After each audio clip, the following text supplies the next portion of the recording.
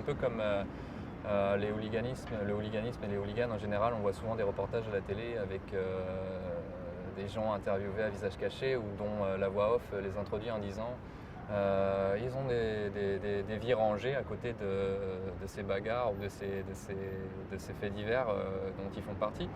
Et moi c'est pareil, j'ai une vie à côté, rien d'étonnant quoi. J'ai juste une vie à côté, j'ai juste un job en fait à côté.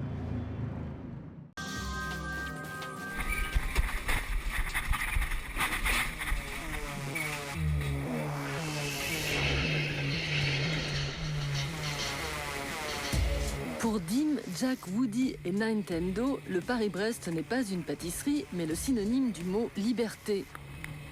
Les membres du collectif 4TH sont prêts à sacrifier le confort et la civilisation pour les vibrations des boogies des trains de l'Europe entière.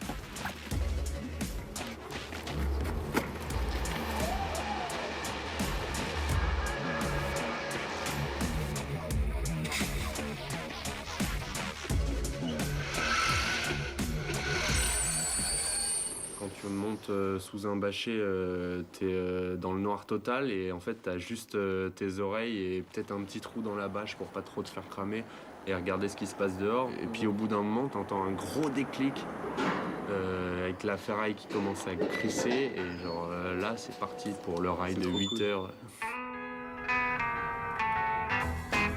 Créé le soir d'Halloween 2008 par 4 boy scouts du graffiti parisien, le collectif 4TH pose ses valises dans le squat bruxellois de La Charge. Durant une semaine, le Black Bivouac rassemble des hobos, ces routards du train venus du monde entier. Musiciens, travelers ou artistes graffiti mettent tous la main à la pâte pour fêter dignement le lancement de Croatan, la maison d'édition du 4TH qui raconte leurs exploits transfrontaliers. J'étais wanted dans cette ville à Grenoble, donc j'ai dû partir avant que la ville ne mette un contrat sur ma tête. Partir à la base, c'était une nécessité, pas forcément que financière, déjà pour trouver du taf, mais j'avais envie, j'avais envie de partir, c'est clair. Quand tu montes dans un train, tu sais pas si tu vas bouger, quand tu vas partir et où tu vas aller. C'est ça l'aventure, c'est comme ça qu'on la vit. Oubliez le bar-buvette et les couchettes pour le 4TH et ses amis, tous unis sous la bannière des Road Dogs, les chiens errants, la balade en train, c'est l'adrénaline à tombeau ouvert. Mais attention, n'essayez pas ça chez vous. Pour devenir comme eux des Kings of the Unknown Kingdoms, les rois des royaumes inconnus, il faut des années passées à s'égarer hors des sentiers battus.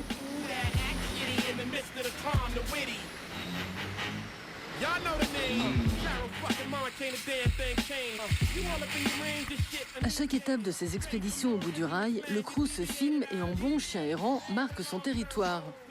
Pour beaucoup, ces signes inscrits à l'époque sur les wagons de marchandises préfigurent le tag moderne.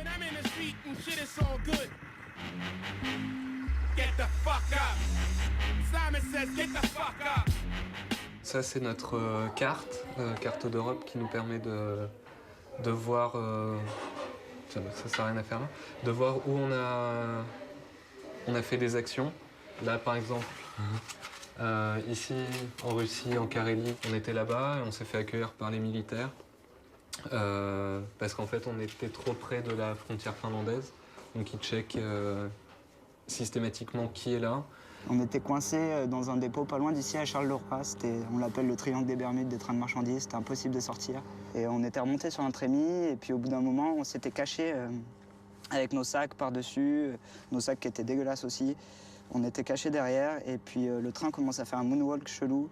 Et en fait, on entend le worker qui est juste à côté, qui est au takiwaki, qui voit les sacs, qui avait un gros gourdin dans les mains, qui commence à taper sur les sacs en pensant que c'était des sacs poubelles et qui essaye de les faire tomber par terre. Mais moi, j'étais derrière, je tenais mon sac. Et il a fini par monter sur la plateforme pour voir ce qui se passait. Et il a tiré mon sac et moi, je l'ai maté comme ça. J'ai fait, bah, ouais. Et je crois qu'il n'a pas compris, il était stupéfait. Et on en a profité avec Tendo pour se casser dans la forêt. Depuis un siècle et demi, les hobos font rêver des bataillons de vadrouilleurs. Vétérans des accès de la guerre de sécession, travailleurs itinérants chassés par les crises, leur bohème a inspiré les artistes de la marge dans le sillage de Jack London et de son livre The Road, Les vagabonds du rail, paru en 1907. Un demi-siècle après lui, en racontant aussi sa propre vie, Johnny Hooker signe The Hobo Blues, tandis que le père de la folk américaine, Woody Guthrie, chante les possédés du rail. Un mythe qui fascine une nouvelle génération biberonnée aux free parties et aux graphes, comme aujourd'hui les 4 TH en Europe.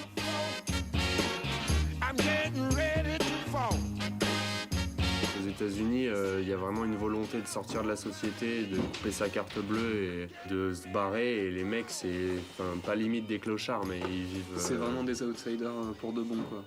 Ils ont dit bye bye à ça et ils reviendront. Des vrais marginaux, des vrais Puis eux, ils sont héritiers d'une grosse culture et nous, c'est pas le cas. Nous, on était les éclaireurs sur ce truc-là. Personne nous a raconté des histoires sur ça, personne nous a dit comment fallait faire. Au Black Bivouac de Bruxelles, on trouve des road dogs de tout poil. Français, belges, hollandais, russes ou ukrainiens, et même américains, comme Alexander, venu tout droit de San Francisco. C'est un peu paradoxal parce que je suis prof d'anglais dans un sens, dans une vie, et l'autre vie, je fais des graphes et je voyage un peu en train clandestinement, caché dans le derrière du locomotive.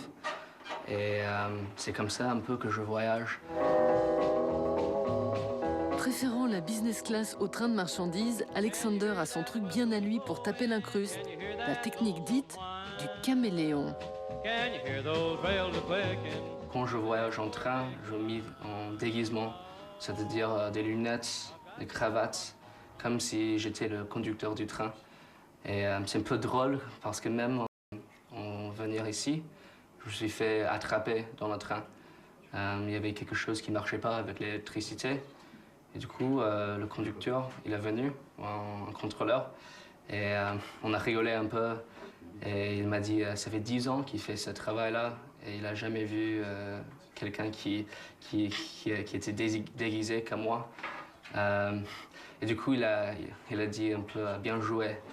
Et j'ai monté dans la cabine avec lui. Il m'a dit, voilà, pour que ça passe plus vrai, j'achète un bière. Et bienvenue à Bruxelles.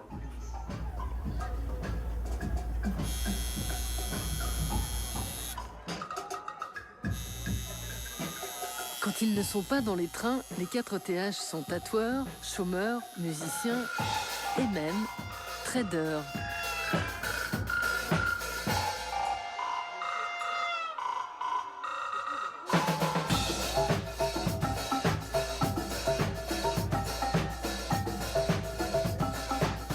Ce soir, ils fêtent le lancement de leur maison d'édition. Un moyen de financer leurs aventures, mais aussi de rendre hommage au mythe de Croatan. À la fin du XVIe siècle, en Caroline du Nord, c'était le nom d'une tribu indienne près de laquelle s'étaient installés une centaine de colons anglais. 3 ans après leur arrivée, ces derniers avaient tous disparu, ne laissant que ces mots gravés sur un arbre, « Parti pour Croatan ». Des siècles plus tard, on trouvait des Indiens aux yeux clairs dans la région. Croatan est un endroit inconnu. C'est comme un rêve à propos d'un pays. Un rêve à propos d'un endroit dont on ne sait pas exactement où il se situe. Et maintenant, Croatan, c'est ici.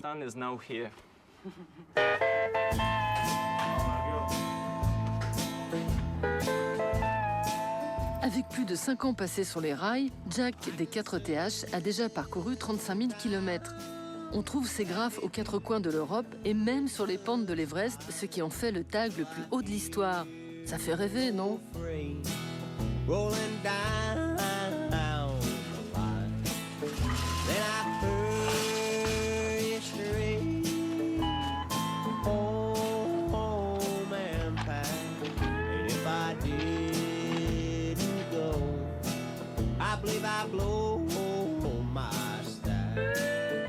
La route, c'est, je sais pas, 50% de filouterie et 50% de chance, quoi.